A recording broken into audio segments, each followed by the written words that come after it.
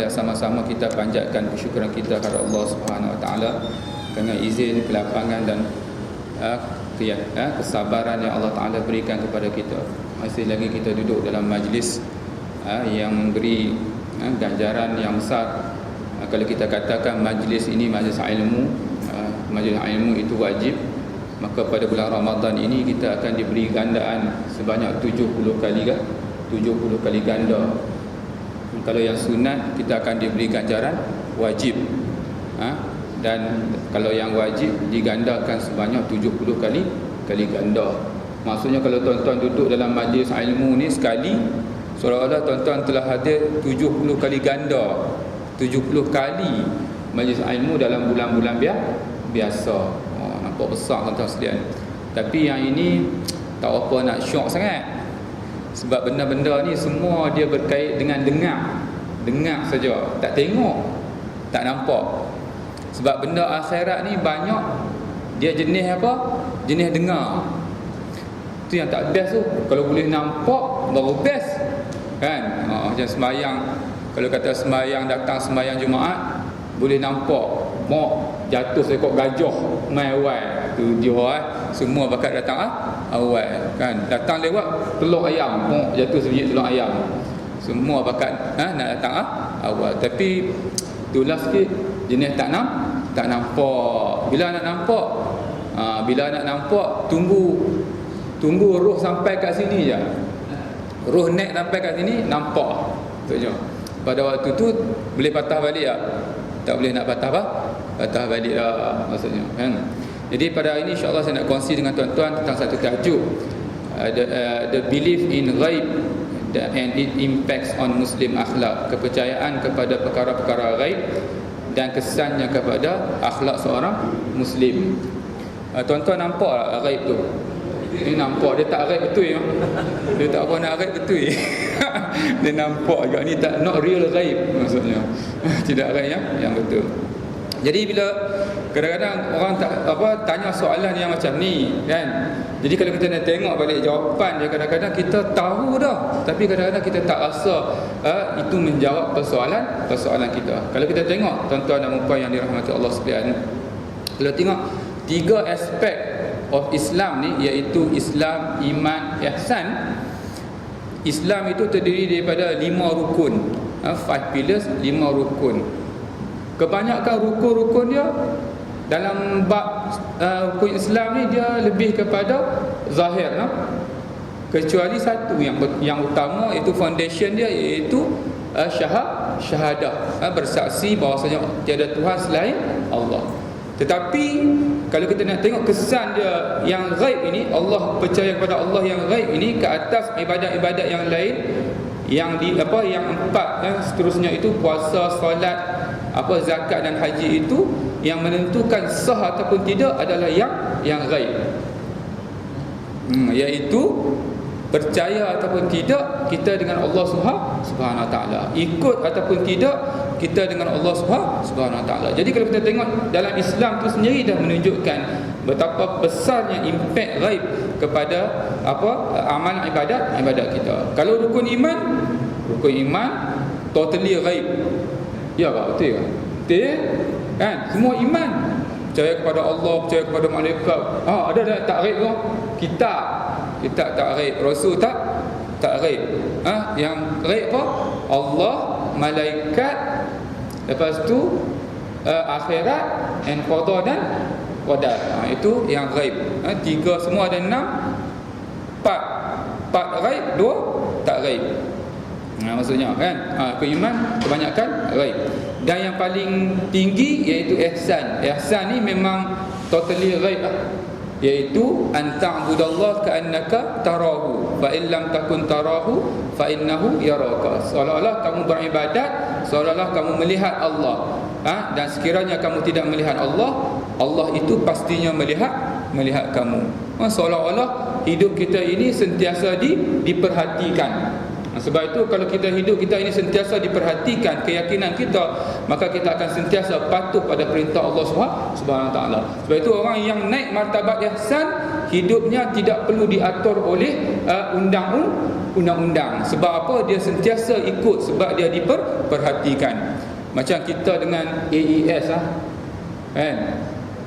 Sampai kat Sungai Besi tu ada satu kan, kita naik elok ikut peraturan, tiba-tiba BMW laju kan, sampai kat situ dia masuk belakang kita. Baik ya.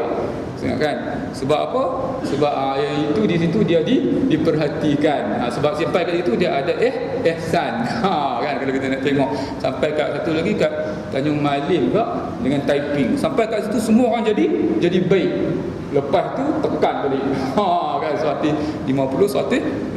Kereta mahal kan. Jadi ada meter pasal apa tak guna hujahnya maksudnya. Kan? Jadi ini ghaib. Kalau kita tengok lagi, tuan-tuan sekalian, tanya soalan yang macam tu, impact ghaib atas diri kita. Kalau kita nak tanya siapa diri kita, tengok kita sendiri ghaib, ambil kan. Siapa diri kita? Kita ni insan terdiri daripada ruh dan jasad.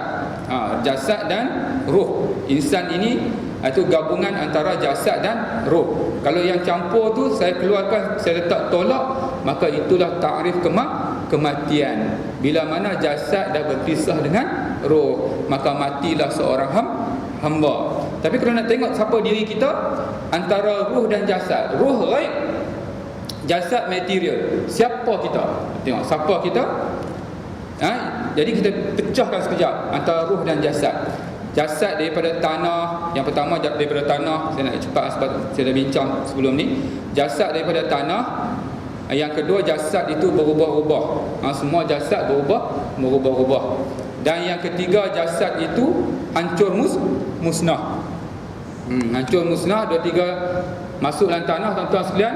Lepas 2-3 bulan, apa tuan-tuan buka balik kubur, tengok ada apa kan? Ada apa yang tinggal. 6 bulan buka, ada apa? Ada apa? Tulang, gigi dan rambut kan? Tulang tu sebab apa? Sebab ulat tak tahu nak buat sup. Kalau dia buat sup, ada apa? Perencah kan? Cepat habis. Maksudnya lambat sikit lah tuan-tuan sekalian kan? Dan seterusnya, jasad adalah kenderaan. Bila tuan-tuan tengok, sebab tu saya suka ibaratkan, Imam Ghazali ibaratkan jasad itu macam unta. Macam unta. Jadi unta kan kenderaan. Nanti. Jadi roh pula apa? Roh daripada alam yang tinggi. Jasad daripada alam yang rendah, hina. Roh daripada alam yang tinggi. Daripada apa? Allah Ta'ala tak bagi tahu sebagai rahsia. Kalau siapa-siapa bagi tahu kata roh daripada apa-apa, setakat ni tak ada dalam Al-Quran dan hadis yang memberitahu roh dijadikan daripada apa. Tapi kalau kata malaikat, kita tahu daripada cahaya. Kalau kita kata jin, daripada api. Tapi roh setakat ni tak ada lagi ulama-ulama bagi tahu dia jadikan dia apa. Jasad tahu daripada tanah. Sebab apa? Dalam Al-Quran, yas'alunaka 'anir ruh, kamu bertanya tentang ruh, qulir ruhu min amri rabbi, katakanlah bahwasanya ruh itu urusan aku, urusan Tuhan aku. Dalam ayat yang lain, fa idza sawaituhu wa nafakhtu fihi min ruhi, apabila aku selesai membentuk jasad Nabi Adam, maka aku hembuskan ke dalam tubuhnya min ruhi, daripada ruhku. Ini lagi dahsyat kalau saya silap faham jadi Kristian, sebab percaya ruh manusia itu ruh tu Tuhan. Kalau tuan-tuan pergi dengar ceramah dia kata apa? Don't look down yourself, you are godly in nature, Jesus is your brother. Jangan pandang rendah diri kamu itu bersifat ketuhanan. Nabi Isa itu abang kamu. Sebab mereka percaya ruh anak Adam itu adalah berkongsi ruh dengan Tuhan, God the Father. Tapi kita kalau cakap macam tu, maka jatuh syirik. Jadi dalam Quran, ulama-ulama mentafsirkan min ruhi, daripada ruhku itu, sebab apa? Litakrim, sebagai satu penghormatan kepada manusia. bila mana Allah Ta'ala mengaitkan ruh itu dengan dirinya. Maksudnya Allah Ta'ala suka, Allah Ta'ala memuliakan, dia kaitkan ruh itu dengan dirinya. Macam kita lah, kalau kita sayang, kita suka seseorang, kita akan cari jalan untuk nak kaitkan orang itu dengan diri kita. Macam ada seorang yang berjaya, misalnya di Malaysia ini berjaya mencipta sesuatu yang tidak orang lain buat, kita akan cari jalan macam mana nak kait dengan diri kita. Kita apa ada kata, oh dia tu dulu alumni UAE, maksudnya kita cuba kaitkan dengan diri kita sebab kita menghormati dan kita suka. Begitu juga dengan Allah, nak bagi tahu ruh daripada alam yang tinggi, jasad daripada alam yang rendah. Dan ruh tidak berubah, maksudnya dia tidak mengambil perubahan seperti mana perubahan jasad. Dan bila mati, ruh akan meneruskan perjalanan ke alam yang satu lagi. Kita dah berapa transit dah ni, daripada alam ruh mula-mula masuk dalam perut mak kita 9 bulan, terusnya alam dunia sekejap, terhenti sekejap alam dunia, kita tak tahu. Terusnya kita akan sampai kepada alam barzakh sebelum sampai ke destinasi kita, iaitu alam akhirat. Ini perjalanan ruh, dan ruh merupakan driver kepada jasad. Kalau tuan-tuan tengok yang bercakap dengan tuan-tuan ini bukan mulut, tetapi ruh yang menggunakan mulut untuk berkomunikasi dengan tuan-tuan dan puan sekalian. Kalau tuan-tuan tengok, saya tengok tuan-tuan, bukan mata yang tengok, bukan mata yang tengok, tetapi ada orang guna mata untuk tengok, iaitu ruh. Sebab itu kalau tuan-tuan buka kitab lama, dia kata bukan telinga yang mendengar, iaitu pendengar. Pendengar iaitu orang yang menggunakan telinga untuk mendengar. Apa dia pendengar ni? Pendengar ini ialah ruh. Sebab itu bila ruh keluar daripada jasad, maka telinga yang boleh dengar tadi, maka tidak boleh dengar lagi. Mata yang dapat melihat tadi tidak dapat melihat lagi. Sebab tubuh jasad hanya kenderaan sahaja. Drivernya adalah ruh. Persoalannya, siapa kita? Who am I? Siapa aku? Jadi nak tunjuk dengan jelas, Imam Ghazali bagi ibarat seperti mana unta dengan tuan dia. Unta dengan tuan dia. Unta jasad, tuan dia ruh. Jadi ruh bawa unta. Jadi kita siapa? Tuan unta ke unta? Siapa yang kat sini? Unta. Kan? Kita adalah ruh, tuan-tuan sekalian. Jasad adalah unta. Sebab itu bila kita mati, berpisah, ruh habis, maksudnya dimakan oleh ulat, tetapi jasad dimakan oleh ulat, tapi ruh meneruskan perjalanan ke alam yang satu lagi. Tuan-tuan, pagi ni alhamdulillah, kalau tuan-tuan ikut unta tak mau main masjid. Sekalian, unta nak tidur kat rumah, lepas sahur tak larat, unta nak tidur kat rumah. Tuan-tuan kata apa? Jom, aku nak pergi masjid, ini tanggungjawab aku, kau kena ikut aku. Unta ni tuan-tuan sekalian, dia tak pernah lawan tuan dia, tapi kebanyakan tuan dia terlupa. Dia tak jadi tuan, dia jadi hamba kepada unta. Dia jadi hamba kepada unta. Apa dia? Hidup dan matiku kerana untaku. Kerja teruk-teruk, cari semua rumah besar tu semua, harta, tapi jauh daripada Allah. Sebab ruh ni bila dijadikan supaya bawa unta dekat dengan Allah, tetapi bila dah senang, akhirnya dia jauh daripada Allah. Maksudnya dia jadi hamba kepada unta. Hidup dan matiku kerana unta. Ambil, bila balik Allah Ta'ala kata, ai tinggal unta. Sekalian, terkejut kita. Lah, ingat boleh duduk dengan unta selama-lamanya. Setakat ni tak ada siapa-siapa lagi yang dibenarkan duduk dengan unta selama-lamanya, kecuali Nabi Isa dengan Nabi Idris pun, kan. Yang lain manusia biasa tak ada lagi semua kena berpisah dengan unta. Ini saya panggil apa ni? Saya panggil drive-thru. Ini drive-thru tuan-tuan. Tuan bawa unta masuk, duduk elok, parking, tarik handbrake, buka cermin depan, buka cermin sisi. Tuan-tuan, tuan-tuan sampai sini, tuan-tuan masuk, tinggal unta kat luar, saya panggil van jenazah ready kat belakang. Tuan-tuan, sebab tu kita kena ingat siapa diri kita, iaitu unta. Unta memang tak suka buat ibadat ni. Lepas tarawih memang nak belah. Dia tak sembahyang witir. Bila dia nak keluar, tuan-tuan tahan. Tuan-tuan tanya unta, tuan-tuan nak pergi mana? Ni nak pergi mana balik ni? Bola lambat lagi. Dia nak balik dah. Tuan-tuan sekalian, tanya unta. Bila tak tahu nak pergi mana, suruh dia masuk, sah balik. Dia pun masuk, sah balik. Kita yang kawal unta. Bawa pergi bazar Ramadan, kawal unta anda. Pergi sebab kalau tak kawal, dia tunjuk macam-macam. Sebab dia nak makan tempat makan maghrib, dia tak larat Nabi surau. Dengan kita-kita sekali tak larat Nabi. Tuan-tuan. Sebab tu jaga unta anda, tuan-tuan. Kalau kita tengok roh tadi siapa? Roh tadi ghaib.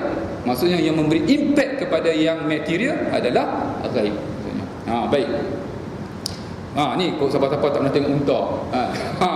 Unta, ni unta anda, jasad, bawa unta anda kepada Allah Subhanahu wa taala. Jangan biar unta yang bawa kita.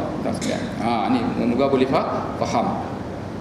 Kalau kita tengok lagi ghaib, cerita ghaib dalam Al-Quran, iaitu cerita tentang Isra' Mi'raj. Isra' Mi'raj, half of dia punya story dia macam 2/3 story dia adalah ghaib.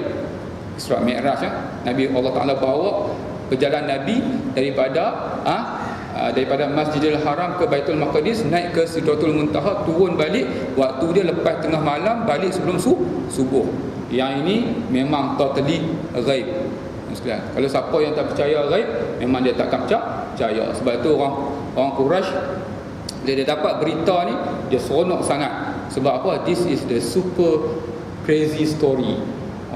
Dia cari, dia nampak siapa? Dapat berita ni, nampak Abu Bakar. Sahabat Abu Bakar ni, apa yang Muhammad cerita, semua dia ada dengar dan percaya. Dapat berita ni, go cepat kita pergi cari Abu Bakar. Mesti kali ni dia gelak kan. Pergi jumpa Abu Bakar. Abu Bakar tak ada nak cerita habis ke. Abu Bakar tanya, siapa cerita ni? Siapa lagi? Muhammad lah. Kalau Muhammad cerita, aku percaya. Tu dia yang dia dapat gelaran As-Siddiq. Kita pun tuan-tuan sekalian kena jadi macam Abu Bakar lah. Tak payah nak tunggu gelaran As-Siddiq, tuan-tuan sekalian. Sebab kewajipan kita, kalau Al-Quran hadis bagi tahu, percaya dulu. Lepas tu nak fikir kemudian nombor dua. Sebab yang memberitahu adalah pencipta kita. Sebab ada 3 kategori yang masuk dalam otak kita, tuan-tuan sekalian, dalam kehidupan kita. Iaitu yang pertama, yang logik. Bila logik, tuan-tuan sekalian, contohnya logik ni diterima akal lah, tak menyalahi undang-undang akal. Itu kita nama logik. Apa dia? Contohnya, kita kata simple lah, mudah, 2+2 4. Siapa yang tak boleh terima dalam Dewan Masjid ni? Siapa yang tak boleh terima 2+2 4? Ni logik. Siapa yang tak boleh terima? Siapa yang tak boleh terima, kita recommend ke hospital Damai maksudnya. Tanjung Rambutan maksudnya dia tak betul. Jadi bila logik, tuan-tuan sekalian, masuk dalam kepala kita, maka kita kena terima. Kita kena terima. Kalau tak logik, iaitu kita kena tolak. Jangan tak logik kita nak terima juga. Kadang-kadang tak logik pun kita terima juga. Sebab kita nak jaga hati ataupun nak jaga perasaan seseorang. Kita pun terima. Walaupun dalam hati kita kata tak betul maksudnya. Dan yang satu lagi, iaitu beyond logic, maksudnya dia di luar kemampuan akal untuk berfikir. Kita tak boleh nak paksa akal, sebab dia bukan jenis yang boleh akal fikir. Itu kita panggil beyond logic, yang terkeluar daripada jenis yang akal boleh fikir. Itu dia panggil beyond logic. Jadi kalau beyond logic ni, tuan-tuan sekalian, apa sikap kita? Sikap kita iaitu penerimaan bergantung kepada kesahihan sumber. The acceptance is subject to the authenticity of the sources. Maksudnya penerimaan bergantung kepada kesahihan sumber. Jangan terima terus, jangan tolak terus. Tengok siapa yang bagi tahu. Kalau Isra' Mi'raj, siapa yang bagi tahu? Iaitu Al-Amin yang bagi tahu. Bila Al-Amin bagi tahu sumber sahih, maka kita kena percaya. Ini tentang beyond logic. Tapi tentang memang dia di luar kemampuan akal. Tuan-tuan tengok ni, tuan-tuan pergi kepada surah Mi'raj. Tuan-tuan pergi balik cari surah Mi'raj, iaitu surah yang ke-70. Tuan-tuan cari tak jumpa. Ustaz Syiah apa? Ada surah baru pula dah, nama surah Mi'raj. Mampus cari tak jumpa. Surah Mi'raj memang tak ada, tapi dia ada surah Al-Ma'arij, plural bagi Mi'raj, tuan-tuan sekalian. Ayat yang nombor 4, malaikat naik. Ikut ayat ni, malaikat naik jumpa Allah dalam masa sehari. Perjalanan malaikat bersamaan dengan 50,000 sana, iaitu 50,000 tahun.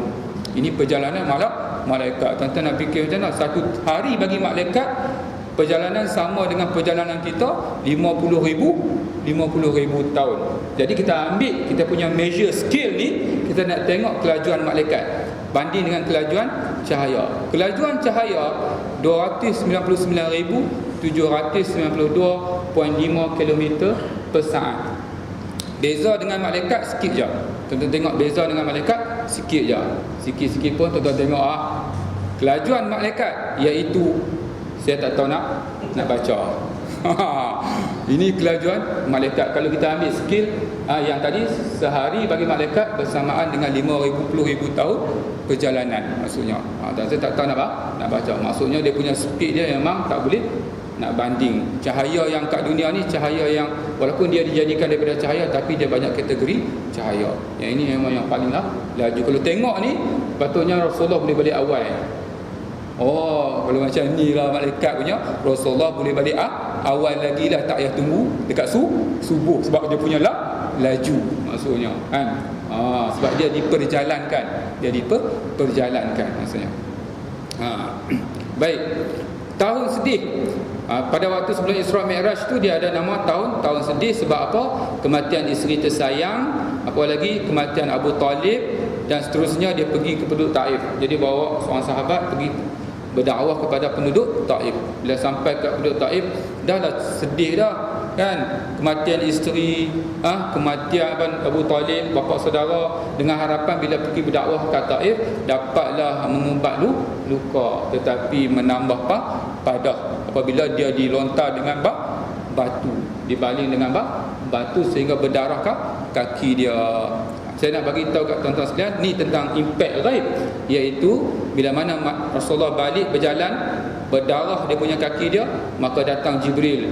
Jibril kata, wahai Rasulullah, ada 2 malaikat bukit, Malakal Jibal dia panggil, sedang menanti menunggu arahan kamu suruh saja. Nak bagi tahu tuan-tuan sekalian, nak bagi tahu semua makhluk di atas muka bumi ini ada penjaganya daripada kalangan malaikat. Tapi kita tak concern sangat tentang malaikat, kita concern tentang jin dan hantu. Tetapi malaikatlah makhluk yang teramai. Jadi semua di atas muka bumi ini ada penjaganya daripada kalangan malaikat. Sebab itu tuan-tuan sekalian, kalau kita balik kampung misalnya, tuan-tuan mungkin di sini jadi kampung kot kan. Kalau tuan-tuan balik kampung, siapa-siapa yang balik kampung, kita naik atas jalan raya 110 km sejam ataupun 120 km sejam, tuan-tuan kena ingat nyawa kita duduk atas 4 tayar. Nyawa kita duduk atas 4 tayar, yang mana tayar ni tengah-tengah dia ada angin. Maksudnya kalau Allah Ta'ala nak ambil nyawa satu keluarga tu, senang je. Moment dia habis. Maksudnya kalau kita serah semata-mata kepada kenderaan dan tayar. Tetapi why not kita serah kepada Allah, dan Allah Ta'ala akan perintahkan malaikat supaya jaga kita. Pastinya sesuatu yang amat hebat maksudnya.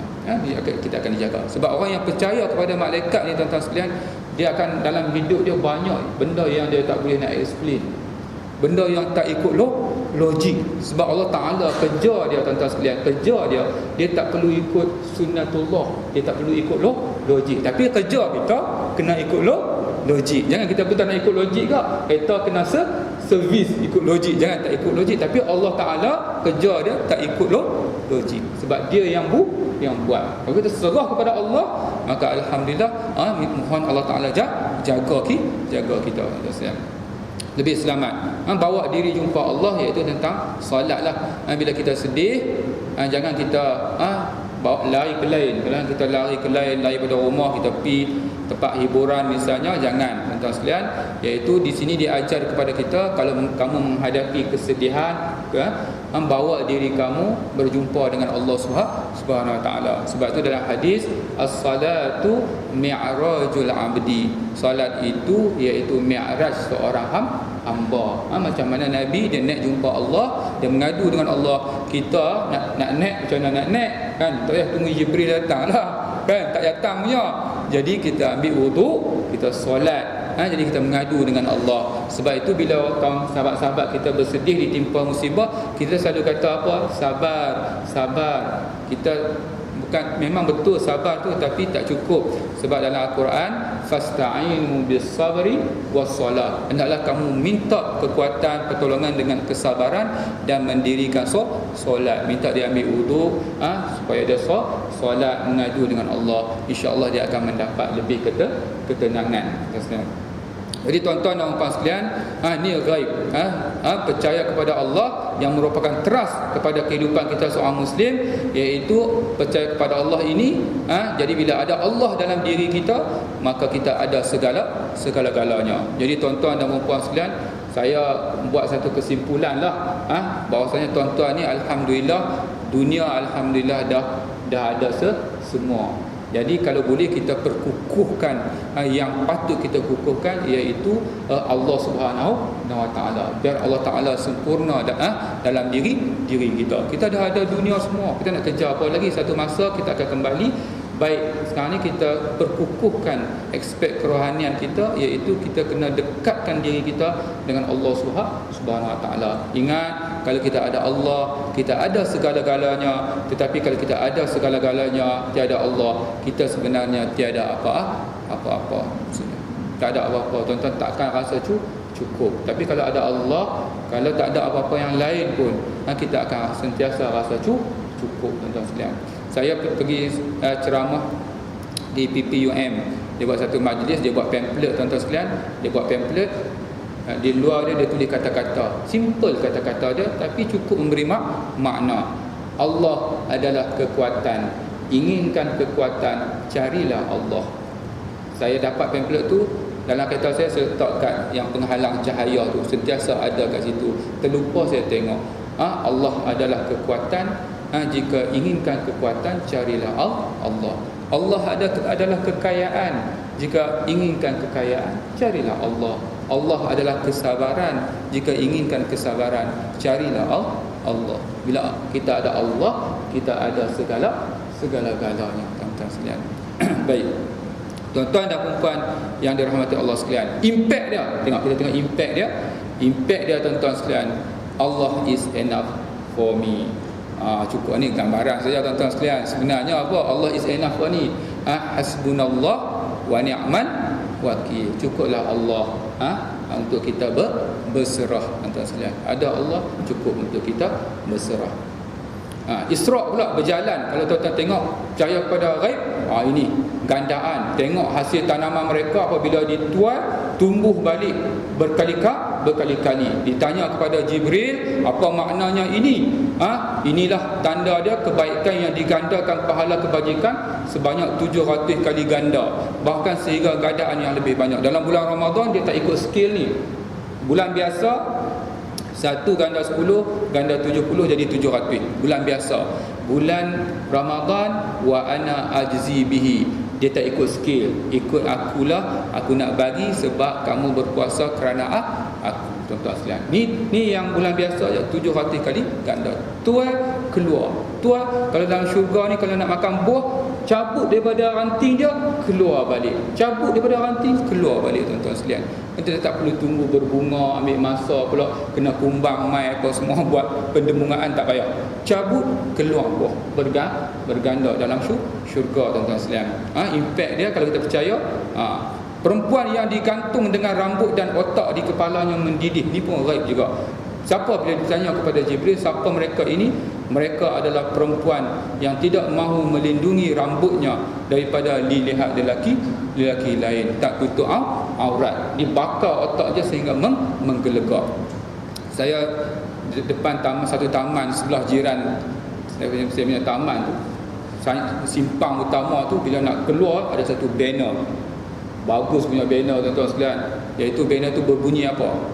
Anda tak perlu tutup syarat hanya, anda tak perlu tutup aurat hanya, pertama bukan Islam, yang kedua gila, yang keempat belum mumayyiz. Tuan-tuan, kalau orang tak tutup kepala kan, dia naik dengan anak dia kan, kata anak tanya, mak tak tutup kepala, mak kategori mana? Bukan Islam, gila, belum mumayyiz. Mak tangan yang mana tu? Mak yang mana? Allah, mak tak boleh jawab. Esok mesti pakai tu, hidungnya. Sebab yang ni yang boleh kita tak pakai tudung, tak tutup aurat, tuan-tuan sekalian. Jaga, tuan-tuan sekalian. Kita ambil mudah di akhirat kelak, dibakar rambut kita sehingga menggelegak otak, tuan-tuan sekalian. Impact kalau kita percaya ni ghaib ni, impact dia. Mengapa saya bertudunglah labuh? Ada berapa? 1, 2, 3, 4, 5, 6, 7, 8, 9, 10, 11, 12, 13, 14, 15. Tuan-tuan sekalian, saya baca sikit je yang sebelah. Menutup aurat Allah sayang. Dapat pahala bila jaga aurat, berganda bila ikhlas. Nampak macam panas bila pakai nyaman saja. Nampak solehah kadang-kadang macam ustazah. Tuan-tuan sekalian. Bantu jaga mata lelaki, lindungi diri daripada lelaki jahat. Ada satu banner kat UIA, dia buat satu banting Dia tulis apa? Dia kata tutup aurat akan memaksa lelaki melihat wanita dengan hormat, bukan sebagai objek.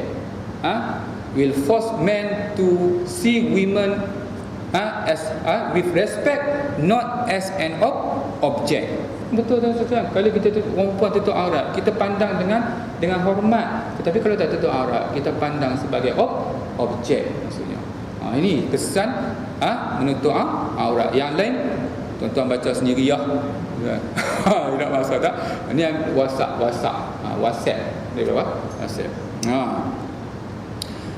Lelaki yang menghimpun, ni ghaib juga. Lelaki yang menghimpun seberkas kayu dan dia tak berdaya memikulnya. Berat tuan-tuan sekalian. Bawa satu ikatan kayu berat. Lepas tu dia buat apa tuan sekalian? Dah berat. Dia buat apa? Dia buat apa tuan sekalian? Dia buang lah. Dia berat. Tak. Bukan dia buang. Dia tambah lagi. Tapi ditambah lagi kayu yang lain. Maka kata Jibril, itulah orang yang tak dapat menunaikan amanah tetapi masih menerima amanah yang lain. Semua dia nak tanggung, lalas dia tak tertunai tuan-tuan sekalian, kan? Seorang pun tak terjaga, lalu tambah lagi. Dia kata apa? Tak tahu saya adil ataupun tidak, kecuali saya kahwin dua. Dia pun kahwin dua, kan? Kalau dua mungkin tak adil, mungkin tiga adil. Dia kahwin tiga mungkin tak adil, mungkin kalau 4 adil. Dia pun sampai 4. Baru dia kata balik. Dalam Quran macam tu. Fa in lam ta'dilu fa wahidah. Kalau kamu rasa tak boleh adil, baru maintain satu tuan-tuan sekalian. Dia tak salah tafsir ayat ikut nafsu. Kalau kita tak mampu, kalau mampu go ahead lah. Jadi kalau tak mampu, satu sudah cukup tuan-tuan sekalian. Satu sudah cukup. Tapi yang satu sudah cukup ni bukan pasal kahwin tuan-tuan sekalian. Saya tak nak sentuh pasal kahwin. Tapi sebenarnya dalam bulan Ramadan ni tuan-tuan sekalian, satu sudu gula sudah cukup. Bukan pasal kahwin. Tuan-tuan ingat pasal kahwin pula. Baik. Satu kaum yang sedang menggunting lidah dan bibir mereka. Ini ghaib. Ada satu golongan yang sedang menggunting lidah mereka dan bibir mereka dengan penggunting besi berkali-kali. Setiap kali digunting, lidah dan bibir mereka kembali seperti biasa. Tarik lidah tuan-tuan balik sekejap. Jangan kunci pintu.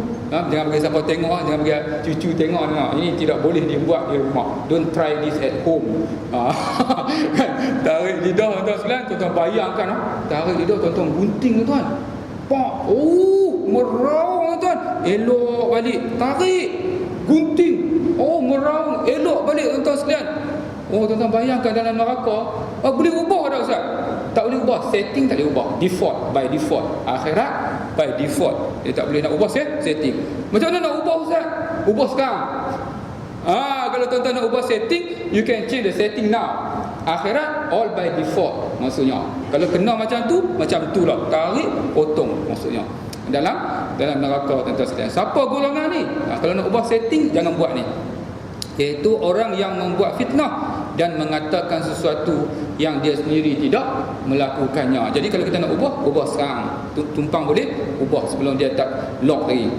Kaum yang mencakar muka dan dada mereka dengan kuku tembaga mereka. Allah Ta'ala bagi kuku daripada tembaga, maka dicakar muka dan badan mereka. Ditanya siapa mereka itu? Iaitu orang yang makan daging manusia, yakni mengumpat dan menjatuhkan maruah, yakni mencela, menghinakan orang.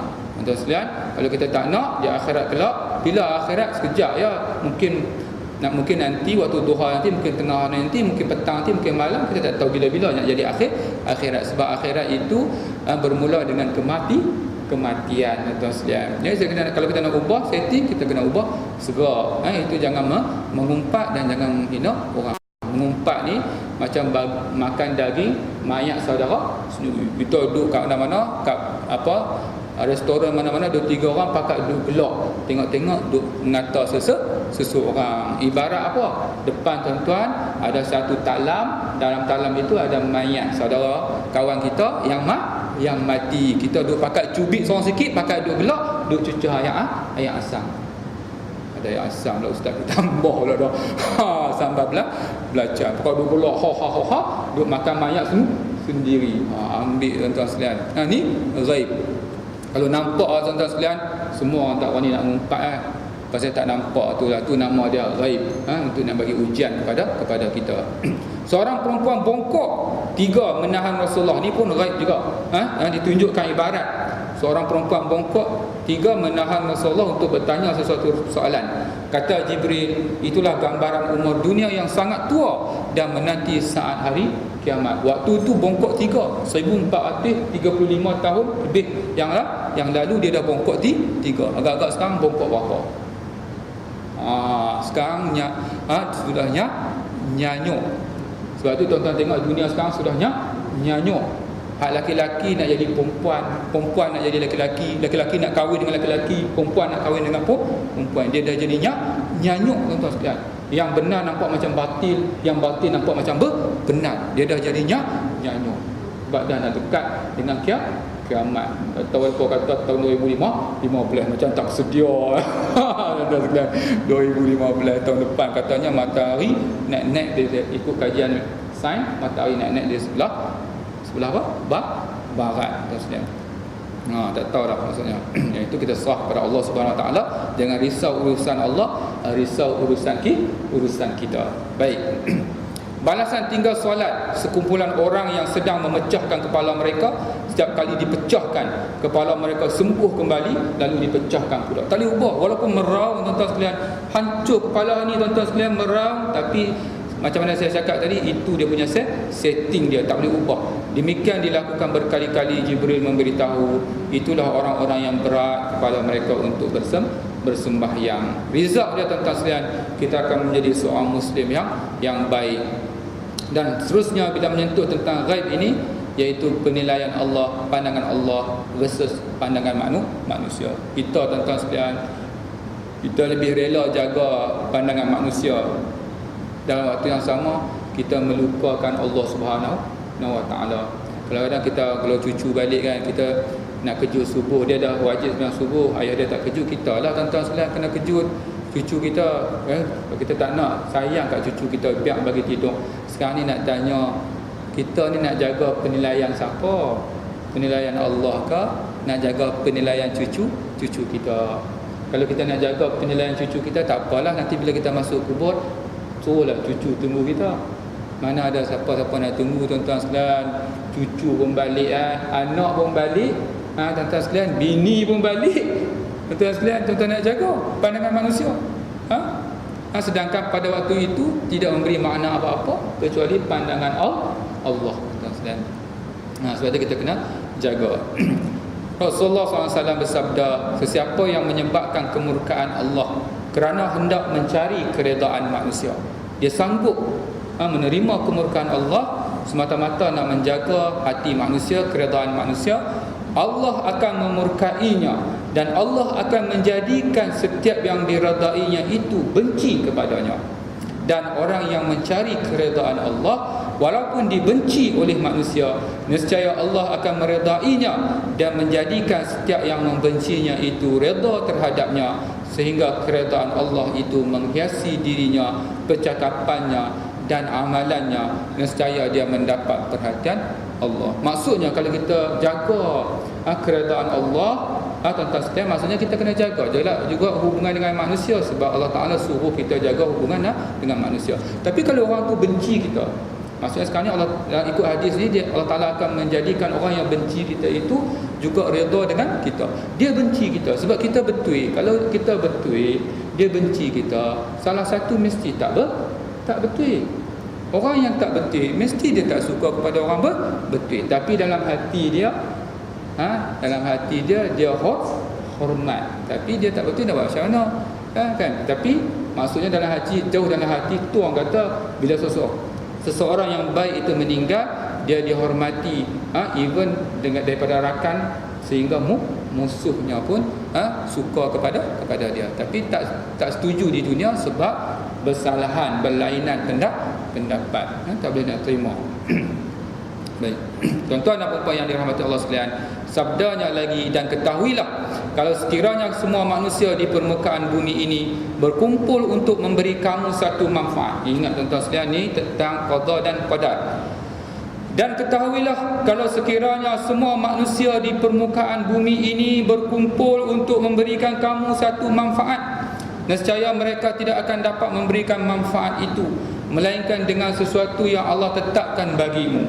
Dan sekiranya semua manusia berkumpul untuk memberikan kamu satu mudarat, mereka tidak akan dapat memudaratkan kamu kecuali dengan sesuatu yang telah Allah tetapkan ke atas kamu. Dia berlaku mengikut ketetapan Allah. Dalam hadis yang lain tuan-tuan sekalian, Nabi kata apa? Nabi kata pena-pena telah diangkat dan lembaran-lembaran telah kering. Maksudnya takdir kita Allah Ta'ala dah tentukan, dakwah dah kering. Yang berlaku itu kita nampak macam kerana manusia, tetapi sebenarnya adalah qada dan qadar daripada Allah Subhanahu Wa Ta'ala. Sebab apa? Segala-galanya telah ditentukan oleh Allah tuan-tuan sekalian. Sebab itu kita kena ingat. Dalam satu hadis yang lain tuan-tuan sekalian, hadis sahih, Allah Ta'ala dah tetapkan kita ni sebagai ahli syurga ataupun ahli neraka. Kalau siapa-siapa yang ahli neraka tinggal sehasta lagi nak masuk syurga ni, maka Allah Ta'ala kalihkan hati dia. Na'udzubillahi min zalik. Takut-takut di penghujung hidup kita Allah Ta'ala kalih. Barang siapa ahli syurga nak masuk neraka dah ni, satu hasta lagi nak masuk neraka, Allah Ta'ala kalihkan hati dia. Nak bagi tahu segala-galanya dah ada ketetapan Allah Subhanahu Wa Ta'ala. Jadi tapi jangan abuse hadis ni. Nak buat apa usaha lagi? Dah. Kita tahu kita ni ahli mana. Maksudnya kita buat bagi pihak kita buat apa yang patut, yang selebihnya kita serah pada Allah. Jangan duk kata kita dah tahu dah, tak payahlah. Jadi maksudnya kalau kita tak buat, kita sila-sila ahli neraka lah tu. Betul, kita kena jaga. Jangan don't abuse the hadis. Nak bagi tahu segala-galanya telah ditetapkan oleh Allah Subhanahu Wa Ta'ala. Pihak kita do our best. The rest leave it to God. Don't bother with God business, mind your own business. Maksudnya jangan kacau urusan Tuhan, kacau urusan, sibuk dengan urusan sendiri. Dan seterusnya riak.